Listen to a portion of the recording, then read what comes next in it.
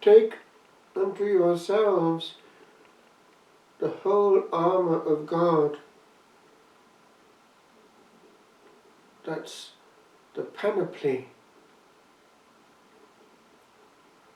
When one thinks of the effort that a soldier has to protect himself against darts and all that might come at him, one is reminded of the spiritual warfare that the soul has and how well protected it must be. As in the case of the body, if we eat the wrong foods, we become obese. So if we take into our souls poison, half-truth, then we, inside, will suffer the consequences. I remember how, years ago, as a child, I was in a Christian camp at Dolgellau, and one of the seniors said to me, "You've left your sword downstairs on the table." I knew exactly what he meant. My Bible was still there. Actually, the Bible is still here. It's on the table there. It's followed me around ever since. And that sword is what we have, and what St. Paul wants us to wield well.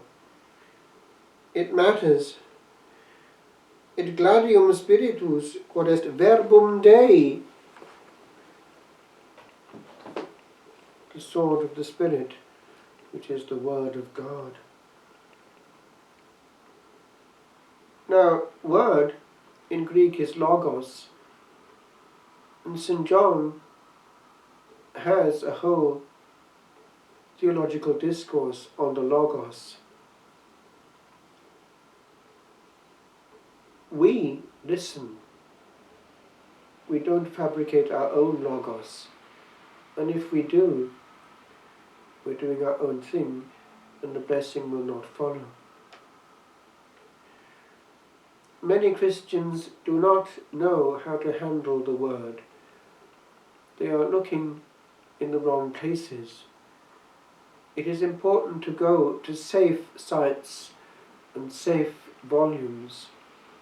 Otherwise, too, our soul will become obese, unhealthy.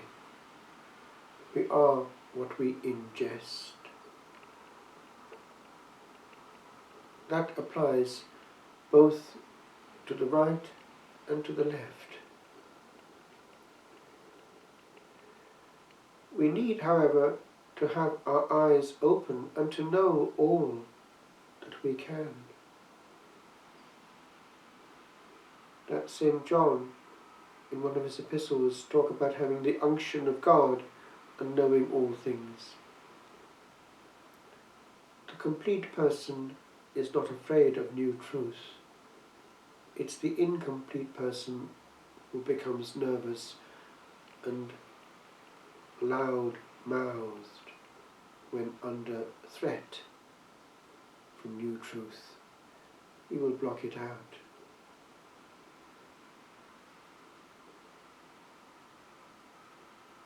Truth. I remember hearing this from somebody who became a Catholic at university and was doing her thesis on Newman.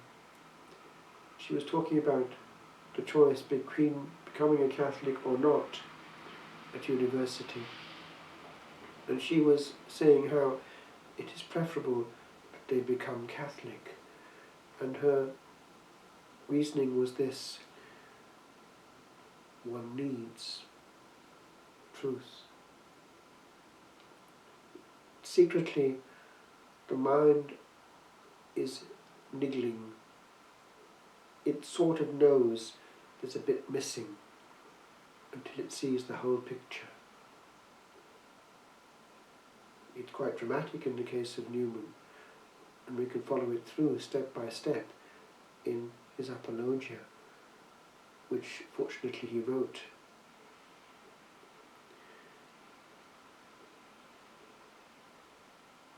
Truth has consequences. The soul is responsible in the method in which it sees truth and light.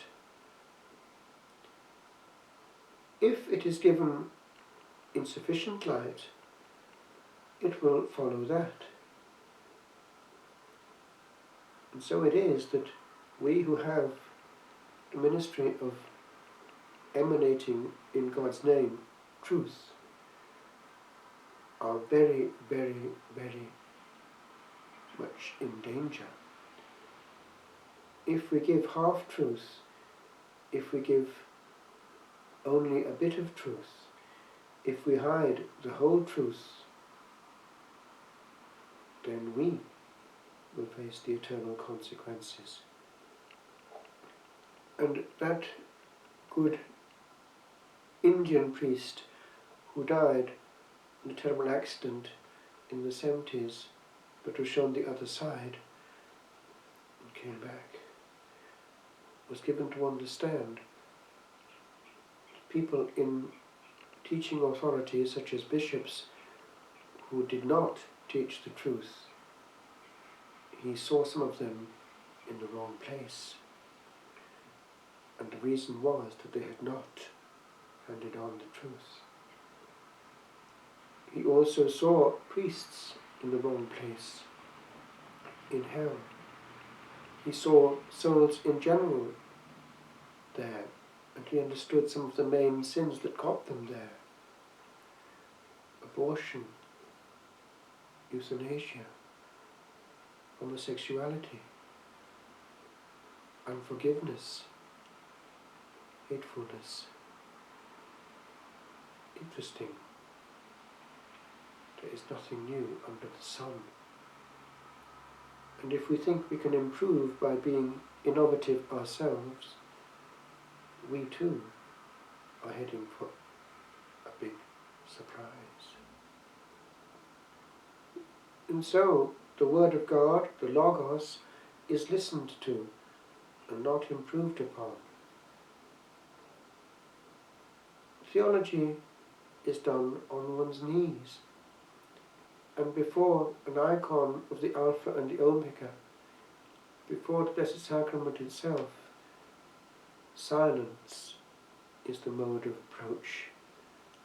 Lord, you do the talking. Speak, Lord.